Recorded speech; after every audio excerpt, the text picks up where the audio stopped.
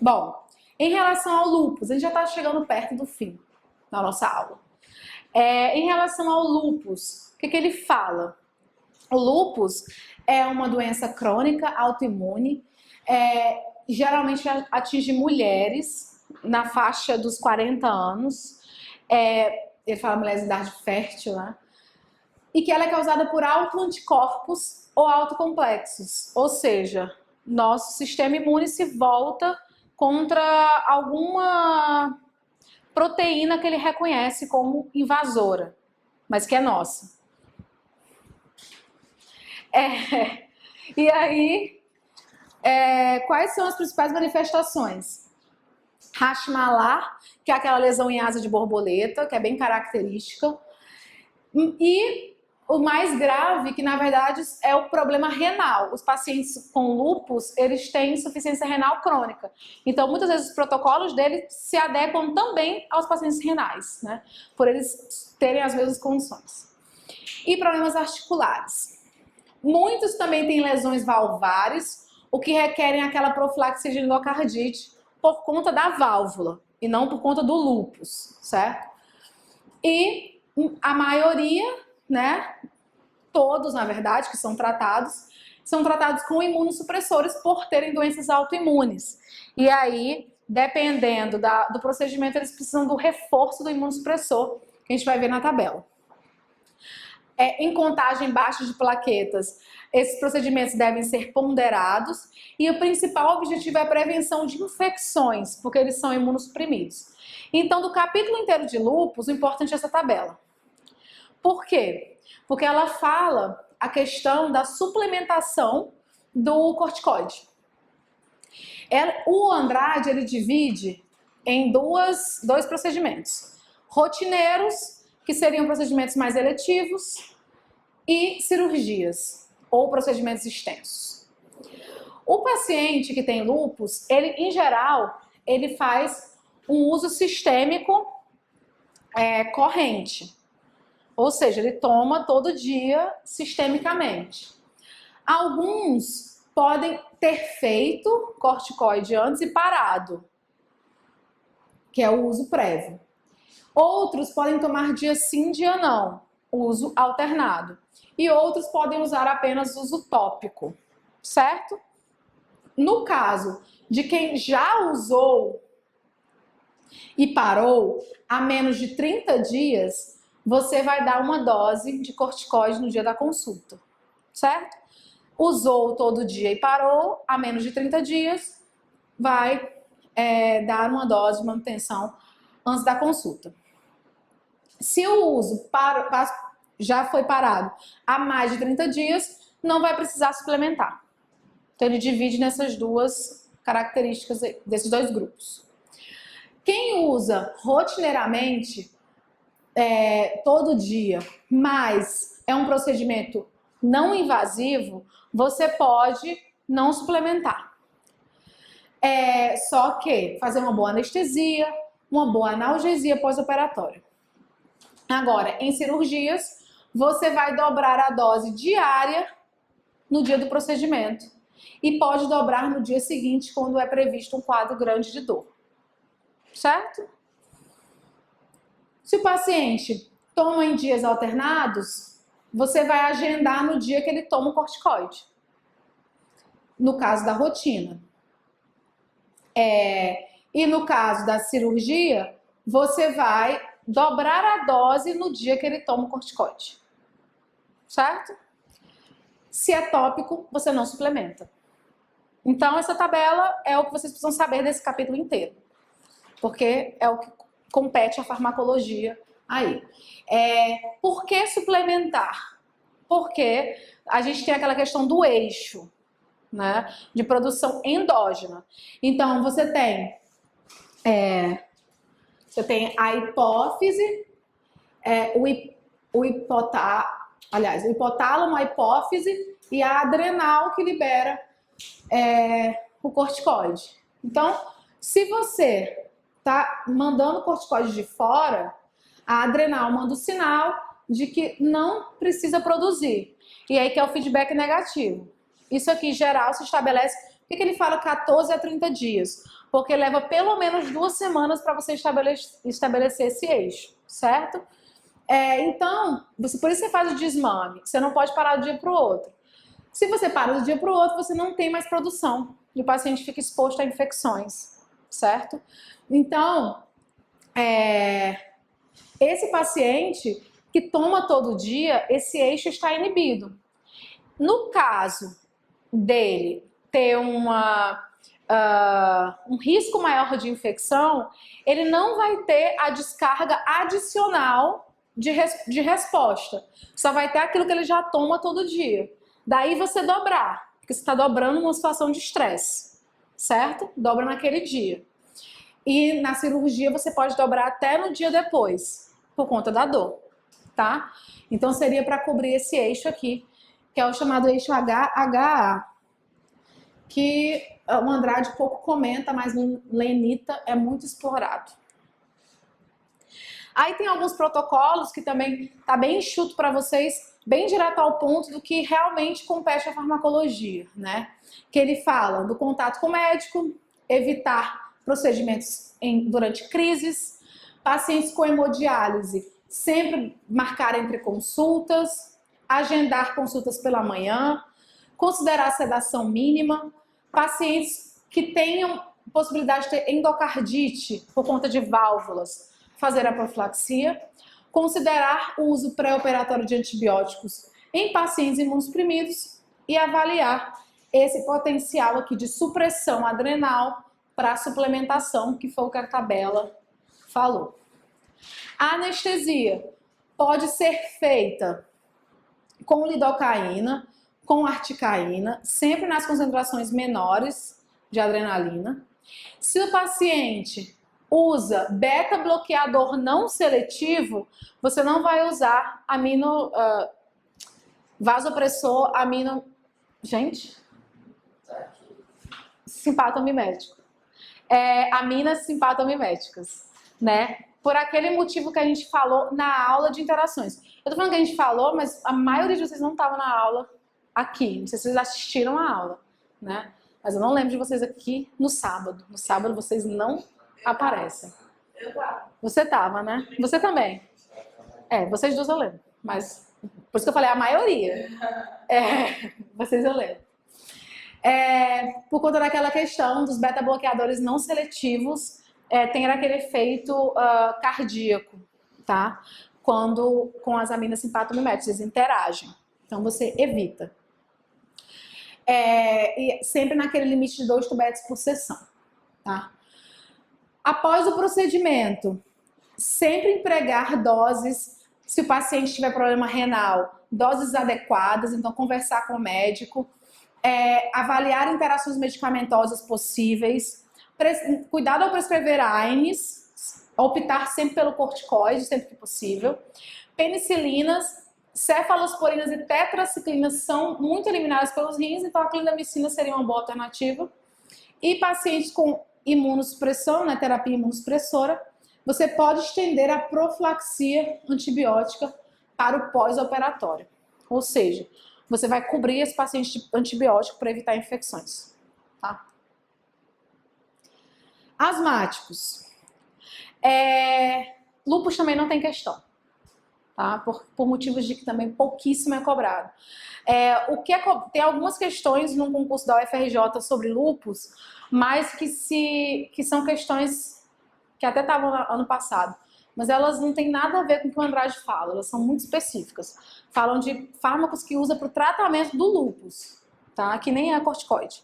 Então eu optei por não colocar, para não confundir a cabeça de vocês, tá? Então o que é importante do lúpus? Basicamente a questão do corticoide mesmo e da insuficiência renal. Então tudo que vocês viram da insuficiência renal se aplica no lúpus, tá? Em questão de fármaco. A questão dos asmáticos, ela vira e mexe é cobrada porque tem alguns pontos chaves de fármacos prescritos por nós que podem desencadear crises asmáticas, que nada mais são, né, desencadeadas por estreitamento das vias aéreas que causam chiado no peito, tosse seca e aperto no peito.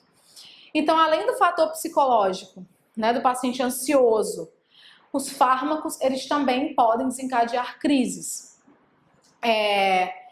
E aí o Andrade fala da questão da sedação mínima, com preferência, né, pelo óxido nitroso. Ele fala da questão da epinefrina e da questão dos sulfitos. Os sulfitos, eles são desencadeadores de crises asmáticas, então devem ser evitados. E aí lembra do metabisulfito de sódio e do paracetamol gotas. Evitar AINES. Os AINES também para asmáticos não são recomendados. E pedir para o paciente trazer a bombinha caso ele use. Isso está na tabela. O que é importante, mais uma vez? A tabela, né? Que é o condensado do que é cobrado em farmacologia para asmáticos. Sedação mínima. Você, pela via respiratória, pode fazer a inalação do N2O2. Pode fazer via oral, sempre preferindo midazolam, que tem uma ação mais curta, ou o lorazepam em idosos. Na anestesia local, você pode usar lidocaína, mepivacaína ou articaína com epinefrina nas menores doses, mas se o paciente tem histórico de alergia a sulfito, você usa prilocaína com fenipressina.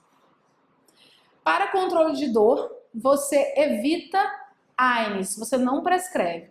A escolha é de pirona ou paracetamol, sendo que você não vai usar a solução gotas, porque a solução gota tem metabisulfito, tá? Você vai evitar. E aí, se você precisar de controle de inflamação, você vai usar corticoide e não AINE. E aí pode ser a beta ou a dexametasona. Infecções bacterianas são tratadas sempre com descontaminação do local e aí você só vai precisar prescrever com sinais sistêmicos, que é a mesma coisa de pacientes, né, que não têm asma, pacientes normosistêmicos.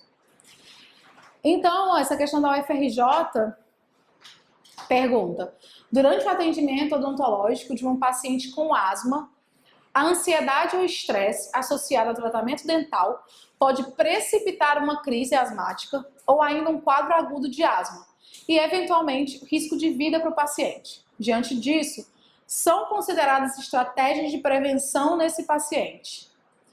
A letra A, fazer sedativos orais do tipo opioides, sempre antes do atendimento para diminuir a ansiedade. Letra B, após o procedimento invasivo, recomendar AINES para evitar estresse e ansiedade decorrente da dor. Letra C, manter o paciente calmo, monitorar vias aéreas, aferir pulso e pressão e ministrar broncodilatador previamente ao atendimento para melhorar ventilação. Letra D, como o paciente em crise asmática é ansioso e dispneico, deve dar preferência para a posição deitada, na tentativa de melhorar sua ventilação alveolar. Letra E, realizar técnicas não farmacológicas de controle de medo e ansiedade e evitar AINES. O que vocês acham? Letra E. Uma questão do CADAR, né, do concurso de pacientes especiais, pergunta acerca da diminuição dos riscos de uma crise aguda asmática. Marque a correta. A profilaxia antibiótica deve ser realizada antes de procedimentos invasivos? Deve-se realizar sedação oral com barbitúricos no caso de ansiosos. Não se deve iniciar o procedimento eletivo caso seja observado sibilo, tosse ou dispneia. O paciente deve respirar ar enriquecido com CO2 antes do atendimento odontológico para corrigir a alcalose respiratória. Letra C. O paciente não pode ser tratado numa crise. Basicamente, essa é a resposta, certo? Acho que esse é o nosso último tópico, que é os bifosfonatos. É mais um tópico, junto com anticoagulantes, que é discutível, certo? O Andrade, ele comenta a questão de que os bisfosfonatos são medicamentos que reduzem a reabsorção óssea, possuem alta afinidade pela hidroxiapatita e não são metabolizados. O que acontece? Os bifosfonatos, eles se ligam no osso. Aí o osteoclasto, que é a célula que come o osso, né, basicamente, reabsorve. Come osso com bifosfonato e morre. E aí o bifosfonato, qual é o problema dele? Ele se liga lá de forma duradoura, né? Alguns podem falar irreversível, porque hoje não se tem tempo certo. Antes se tinha um CTX, 2 anos, hoje não tem mais isso, certo? Qualquer pessoa tomou, não tem mais tempo mínimo, nem mais tempo de intervalo, tá? E hoje a gente tem os antirreabsortivos que devem entrar na próxima edição do livro, que são fármacos que não se ligam ao osso, mas eles agem em outra via. E eles também causam osteonecrose. Então, também, como o denosumab. Então, a osteonecrose é um problema com todos esses fármacos, tá? E aí, qual é o problema, né, desses bifosfonatos? Por causar diminuição dos vasos, né, supressão da remodelação óssea, ele deixa o osso avascular. Então, qualquer estímulo naquele osso pode levar à necrose, tá? E aí, antigamente, chamava-se de ONJ, que era osteonecrosis, né, of the jaw. Hoje já se chama de ARONJ, né? E aí, que são os antirreabsortivos que causam a osteonecrose da maxila. Em geral, ocorre na mandíbula, por conta do osso ser mais corticalizado, então é um osso que é mais predisposto a ficar avascular, tá? Isso também se investiga muito, porque que de todos os ossos, a osteonecrose acontece na maxila, na mandíbula, né? E aí, por isso, muitos médicos não sabem, aqueles que não estudam muito, não sabem que você pode fazer uma exodontia e ter osteonecrose. Daí, os pacientes vêm, alguns nem falam. Se você não pergunta, eles não falam. Porque o próprio médico não orienta, tá?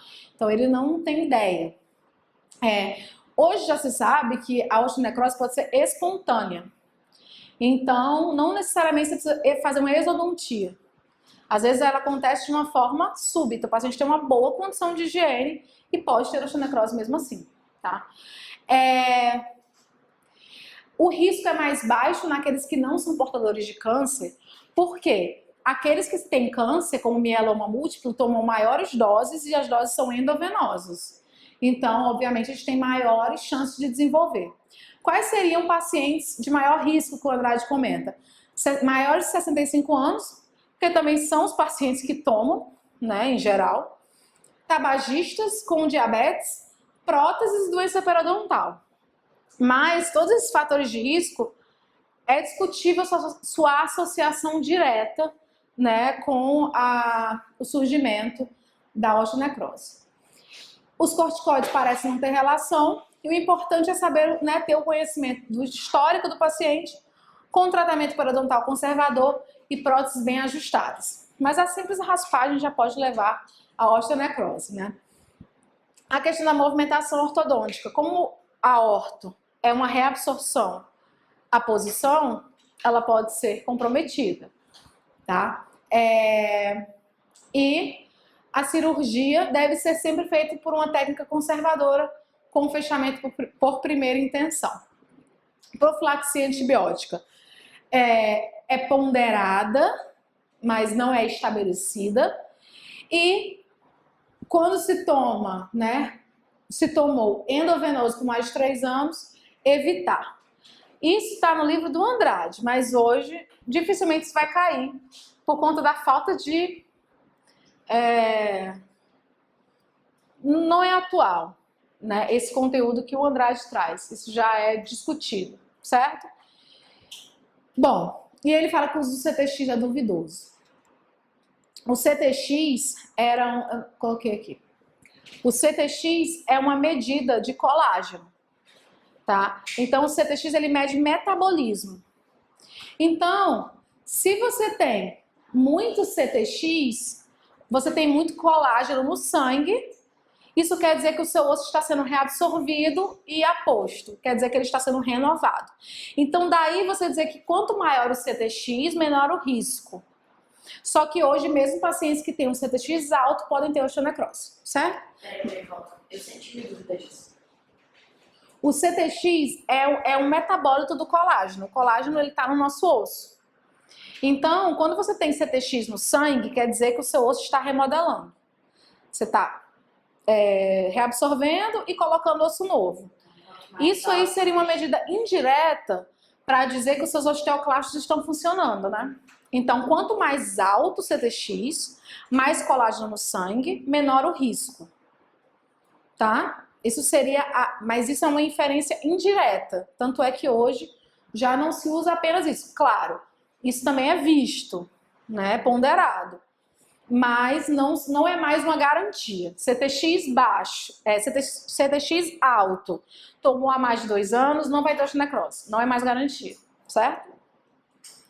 E aí tem os fármacos, a tabelinha com os fármacos, que vão desde o etidronato até o zoledronato, que é o zometa, né, o ácido zoledrônico, que ele tem 10 mil vezes mais potência e é endovenoso. Daí terem sido os primeiros casos observados com esse fármaco, né, que é um fármaco bastante potente. Então, quanto maior a potência e se a via for endovenosa, mais provável é. Só que a via oral não é descartada, ela também ocorre a osteonecrose. Como o alendronato, né, que tem uma potência de 500 vezes, mas é um fármaco bastante associado à osteonecrose, e ele é um fármaco que foi muito prescrito, inclusive para osteopenia, e não só para osteoporose. Então, tem muito paciente aí que não deveria ter tomado e está sofrendo as consequências disso. Bom, vocês têm também na apostila, é o resumo do Andrade em relação ao protocolo da osteonecrose. Mais uma vez, saliento que olhem as outras literaturas, segundo quem vai cair, tá? O Andrade fala, paciente teve exposição óssea, não tem infecção, você vai acompanhar, usar antisséptico, debridar o sequestro ósseo e cuidar, né, cuidados básicos de higiene. O problema é quando você tem infecção. Se você tem dor e infecção, você vai usar antisséptico oral, analgésico, antibiótico, porque você tem infecção, e debridar o sequestro ósseo, que nada mais é do que o osso necrótico que surge e você destaca, certo? Esse é tudo que a gente almeja na terapia. Esse livro deve ser atualizado inserindo modalidades alternativas, como o laser, né? Fazer o tratamento de fotobiomodulação com azul de metileno e laser, que é justamente para isso, para infecção e posterior debridamento.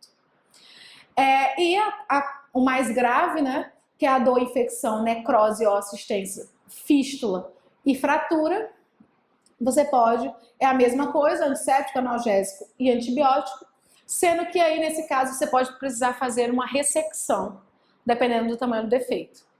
Então o protocolo é o mesmo, antisséptico, analgésico e antibiótico. E aí uma questão da UFRJ também, que é uma questão mais genérica, mas essas questões de osteonecrose tendem a ser mais genéricas por conta da falta de concordância da literatura mesmo. Então ele pergunta qual a alternativa correta em relação à osteonecrose. Ela é caracterizada por osso necrótico exposto a menos de 2 semanas? Ela está associada ao tratamento com bifosfonato oral ou endovenoso por mais de 1 ano? É frequentemente encontrada em pacientes com história de radioterapia?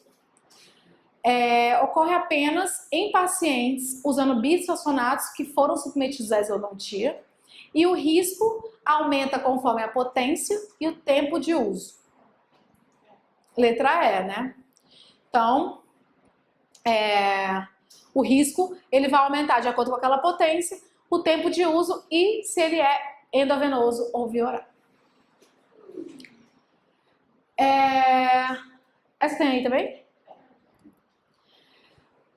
Em relação ao uso do bifosfonato, é correto afirmar que ele é indicado principalmente nos casos de osteoporose, câncer metastático, doença de Paget e outras doenças ósseas de alta reabsorção. Para realizar uma cirurgia eletiva em pacientes com bifosfonato endovenoso, é necessária a suspensão por pelo menos um mês antes. O caso de desenvolvimento de osteonecrose dos maxilares associado ao bifosfonato, a suspensão do uso de bifosfonato associado à cirurgia com o uso de plasma rico em plaquetas é o tratamento de primeira escolha. Nas cirurgias de implantes dentários realizadas em pacientes com osteoporose que usam bifosfonato, é necessário que o tratamento seja suspenso por 2 semanas. Não há risco de desenvolvimento de osteonecrose nos maxilares associada ao bifosfonato em pacientes usando o medicamento não nitrogenado por via oral em doses semanais, uma vez que a dose é muito baixa. Essa questão de nitrogenado ou não nitrogenado, o Andrade não fala. Antigamente, quando surgiu o ácido zoledrônico, né, os primeiros, eles tinham uma estrutura diferente.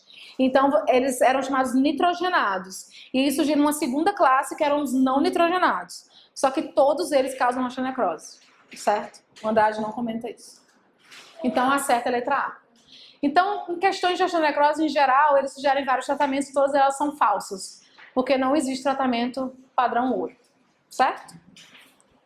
É isso, gente. Então, agradeço a atenção de todos e nos vemos aí, por aí, espero.